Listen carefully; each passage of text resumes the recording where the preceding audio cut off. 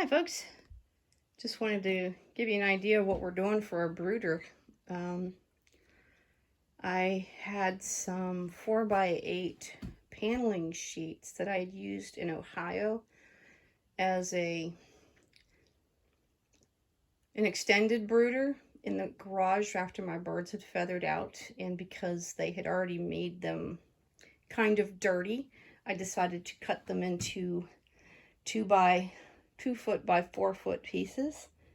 I cut notches in them and fit them together, kind of like Lincoln logs.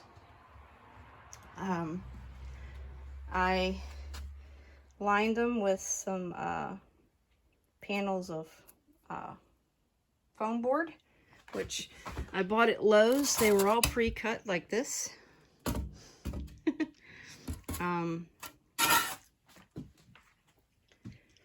And then I lined it on the inside with Reflectix, I don't know. Basically, it's bubble wrap with tinfoil on it.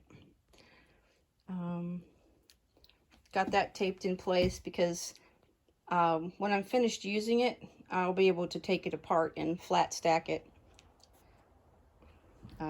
So James found this this heater. It's a plate heater with a cover on it to keep the birds from sitting on it and making a mess of it. It's supposed to be really low wattage. A lot better than the one we had in Ohio. This one says, I don't know if you can read it through that bubble, but it's 56 watts. So that's per hour, which isn't bad. I bought a roaster pan and a what do you call it? A cooling rack, and set it inside to give them some place to walk to their water, to keep their bedding dry from them splashing water, and to keep the water clean because the bedding will come off their feet on the way to the water. I got a feeder there, and I just have a lamp in here so you can see what I'm doing because this building's not lighted yet.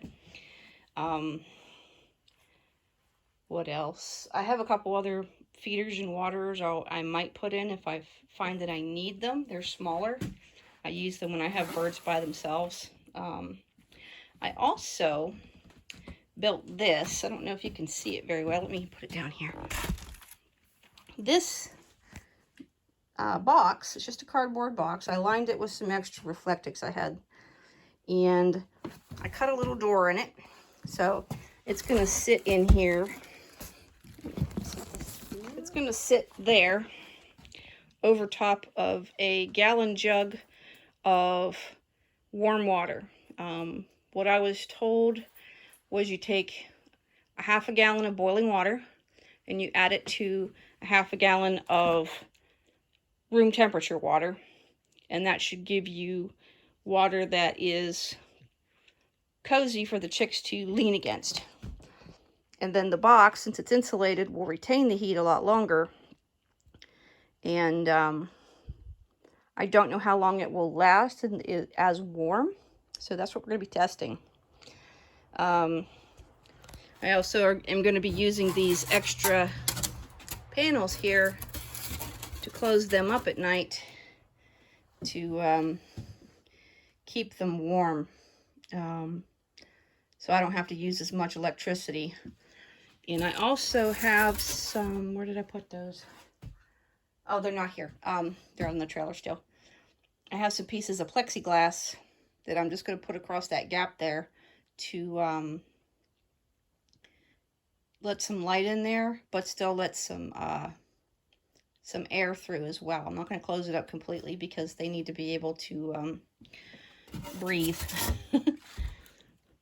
So, but I also don't want them to have any drafts. So all the drafts are taken care of between the Reflectix and their bedding.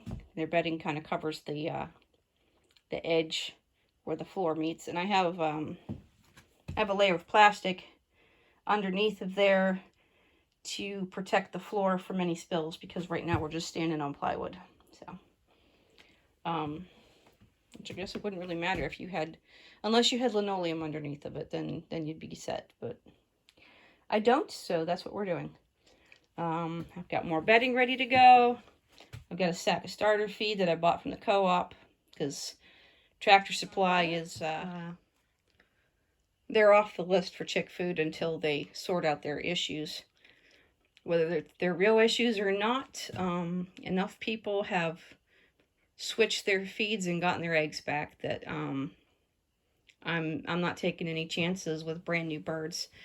We are expecting to go get the birds next week at Rural King. We're probably going to get about 30. That's a pretty big 4x4 is pretty big for tiny chicks. Some of them I'm getting from my neighbor. I'm only keeping them till they got their feathers, and then she's going to take her birds. If I need to expand, well, I have a lot more wall panels I can use if I need to, but they should be nice and toasty in here. So yeah, I'm looking forward to see how it goes. Wish me luck. Have a great day.